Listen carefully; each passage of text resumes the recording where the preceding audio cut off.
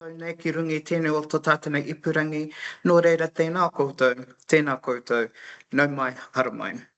Nau mai haramai ki tēnei kaupapa whakahira, he kaupapa he whakahonori, te kaupapa o tō tātanei whenua, o tō tātanei taia, o tira, o tātou o Toimoana. Nō reira tēnā koutou. Tēnā koutou, tēnā tātou katoa. Kia ora everyone and welcome. Welcome to this webinar where we actually talk about your voice, your future for the annual plan for 2026-27 and the long-term plan amendment. It's my great honour and privilege to now introduce the kaupapa. E hara taku toi te tōtaka tini, Māori he tōtaka tini. There's not just one person, it is all of us that make the engine run. And so this engine is run by our general managers that are in the background there. We've got Nomota Potasi and Foster, Matt Taylor and Ruben Fraser. I'm also joined with our other councillors, Deputy Chair Glenn Dougal and Chair Kat McMillan. Tēnā koutou. Overview. The purpose of this presentation today is to share a snapshot of the draft 26-27 annual plan, including the amendments to the long-term plan. We have added time at the end for any questions if you have any. Operating in this environment is in a long and hard road. It's business as usual for us as councillors here at Toimoana, so we know that this is rushed, but there is a reason why we are doing this, because your voice matters. Regional Council Services. The slides summarise key statutory and operational functions delivered this year. We recognise that not everyone is familiar with the difference between regional councils and your local city district councils. Here's a reminder of the work we do. While we're seeking feedback on the annual plan and long-term plan amendment, we're open to any feedback on the wider work of council. The consultation period for this started on the 25th of February and goes right through until the 2nd of April. With the hearings of after April, deliberations may happen between May and June, depending on how many submissions we get and how much is needed in this context. What are we consulting on? I'll hand it over now to Councillor Dougal. Kia ora, thank you, Councillor Defoe. Yeah, so what are we concentrating on? What do we want your views on? Well, there are four broad things we're after. First of all, we're looking at a long-term plan amendment. Then we're looking at our annual plan, which is what we do in the next 12 months, as opposed to that long-term plan, which is really more like a 10-year view. And then we're also looking for your feedback on our financial settings and our priority work for the following 12 months. And we're also looking at our draft fees and policy charge. So let's dive into topic number one. And that's where we're talking around our long-term plan amendment. And this topic is ensuring that our investment portfolio remains the best possible tool for delivering long-term regional benefit. Your investment portfolio is around $3 billion. It's intergenerational, so we must regularly review it to see how it's structured. As financial pressures, climate change and infrastructure demands change, we need to make sure that the structure is right.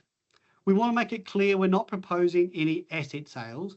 We're just asking for your feedback and the views on the best long-term arrangements and related policy updates.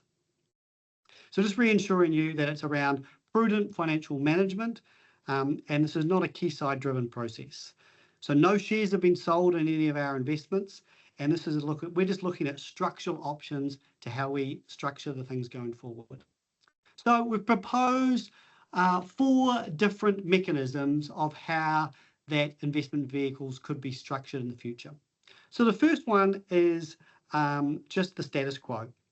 So that's where we have, actually before I do that, I'll just talk a little bit around about the investments themselves, is we broadly have investment portfolio which is structured into 3 major categories. We have our Port of Tauranga assets. So on your behalf, the Regional Council owns 54% of the Port of Tauranga. Second of all, we have what we call non-port assets. So that's a diversified investment portfolio, including private equity, real estate, listed shares, and other financial instruments such as bonds. And our third mechanism is what we call sort of special purpose assets. So that's strategic assets, things like our investment in the Rangiuru Business Park. So Quayside has grown this portfolio very successfully by investing part of the income from the Port of Tauranga dividends into other investments. So what we're looking at is we want to summarise the options that have been considered for the structure going forward. The first one is just we leave it as it is. We leave it as status quo. That's option one. So Quayside continues as a council-controlled organisation holding all the investment. This option still allows for updates to our governing documents, so the Constitution, our Statement of Expectation, they can all better reflect the purposes that we want to achieve. The second option we're looking at is a trust model, a new CCO. A new trust would be established and the investment of those assets would be transferred into that. A corporate trust, also a CCO, would manage the assets on behalf of the beneficiaries. And that will be confirmed who those beneficiaries are, but most likely it's going to be the regional council itself or any successor organisations within the region. The corporate trustees could be Quayside or it could be the new CCO.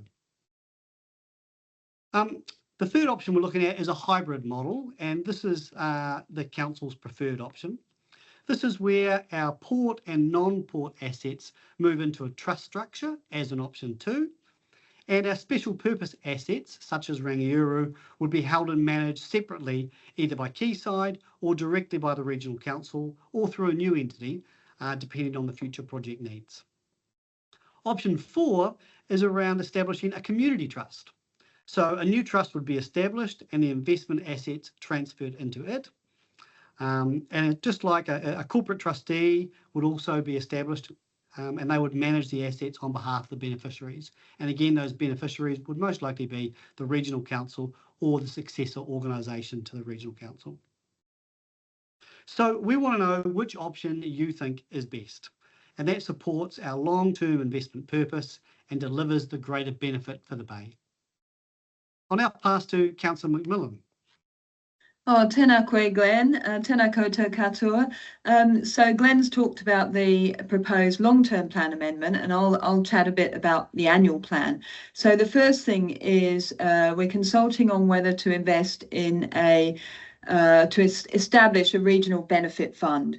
So the purpose of this proposed fund isn't to take over projects from other councils or agencies, but to support them from where there's clear regional benefit. And this fund would aim to deliver projects with broad benefit across the Bay of Plenty that align with existing community outcomes and well-beings.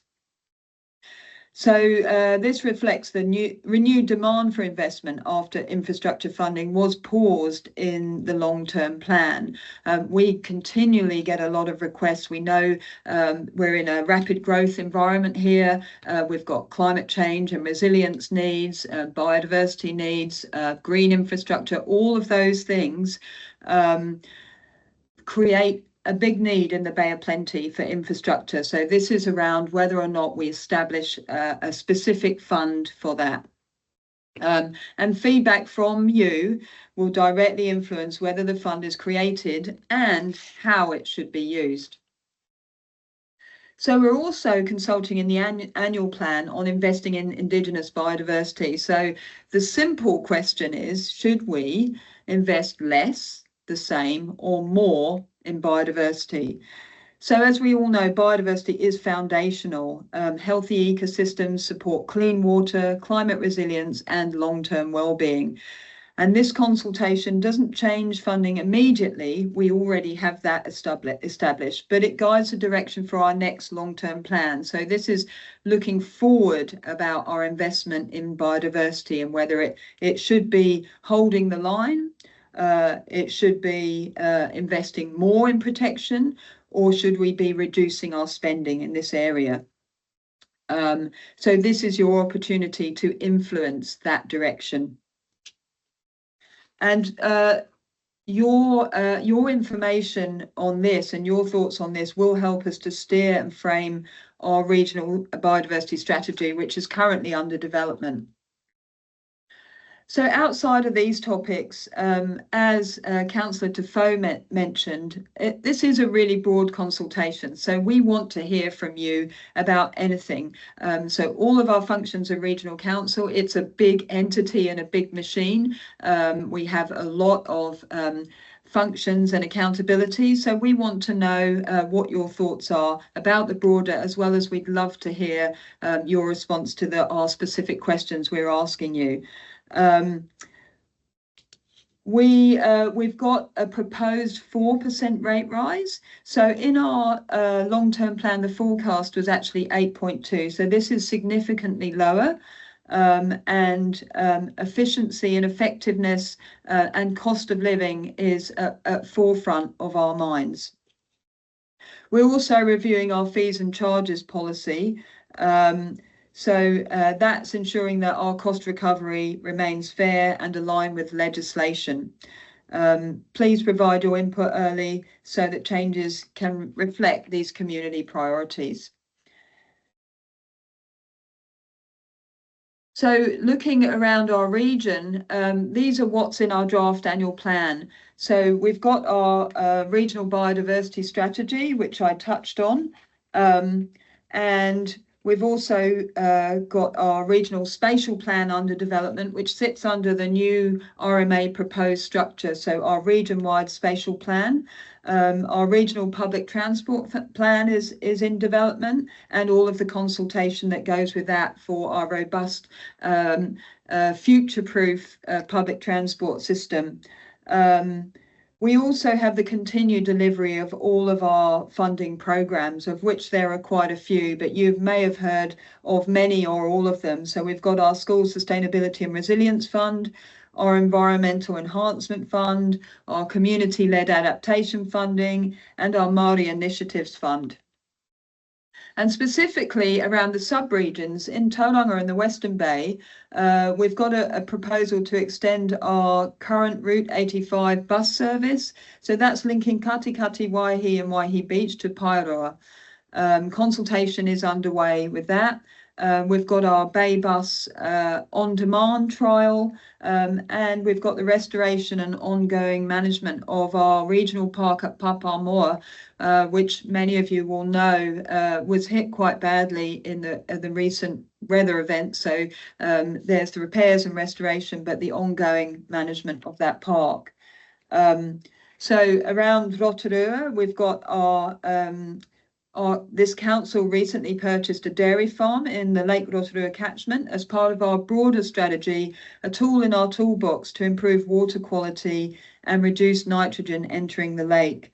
We're undertaking a trial repair of the Ohau wall, looking at different repair mechanisms and trialling those. We've got the continued compliance with the Rotorua Nutrient Management Programme and our National Wallaby Eradication Programme. And just to go into our sub-region of the Eastern Bay, we've got the management and maintenance of more than $400 million worth of flood protection assets. We've got our Before the Deluge, which is central government Kanoa funded projects, and the second tranche of funding for that. And our upgrades to the Whakatane canals, the Trident Stockbank, Awatapu area, the stockbanks in Opotiki, and upgrades to stockbanks and canals in Tarawera and Rangataiki rivers. We've also got the stage 3 of our project Future Proof, which is in the Whakatane Central Business District. So that's sort of touching on what's coming over this year for our annual plan so far. So I'll hand back now to Councillor Iwi Tafo. Councillor McMillan, tēnā tātou. I just wanted to touch on this part. It's the key financial headlines in the proposed annual plan for 26-27. As Councillor Macmillan has highlighted the 4% increase in the general rates can be applied, but we're also looking at the level of borrowing that we do, the level of expenditure that is added, and the capital expenditure in that. All of this information around the annual plan finances are also on our website. I would like to also let you know that there is a rates calculator, because I know that all of you are wondering, okay, how is it calculated? How are all of these things added? On our website, there is a rates calculator, and the graph shows the total annual rates that are territorial authority for the medium property. So the medium properties mightn't be yours, but I encourage you to go onto the website and use the rates calculator to get a more robust and understandable rates figure for yourself and your home. The consultation activity. We have got some amazing people that have given up their time and energy to help you submit your consultation to us. Because why? Your voice matters. And a friend of the submitter service is free for all of you. And we've got the lovely Becca's online with us as well. She's on here as in the chat. But we've got a Puia Stewart also that are part of the Friend of Submitter service. This is a free service to help support you to write your document and get it in to us. It's around ensuring that your voice is heard. All of the information around these submitters, Friends of the Submitters, are also in the chat or on our website. We have had some amazing consultations already with some amazing people in our communities. There are more that we can do, but with the limited time, we can only do as much as we can. Hence the reason why we've done this webinar series today. We encourage you to find out more information either of the business breakfasts in Rotorua, Tauranga or Whakatane, or also any of these events listed on the top there. Let me encourage you. Your voice does matter in all circumstances, and our counsellors and our staff are out there to help and encourage you to do so. Making a submission, what matters to you? What matters to you is what matters to us. That's basically how it goes. So we want to know what you want us to do. We want you to know what is given to you right now or what you don't want from us. You might have an opinion on so many things, and we want to hear from you. So please take up this opportunity to make a submission because your voice does matter.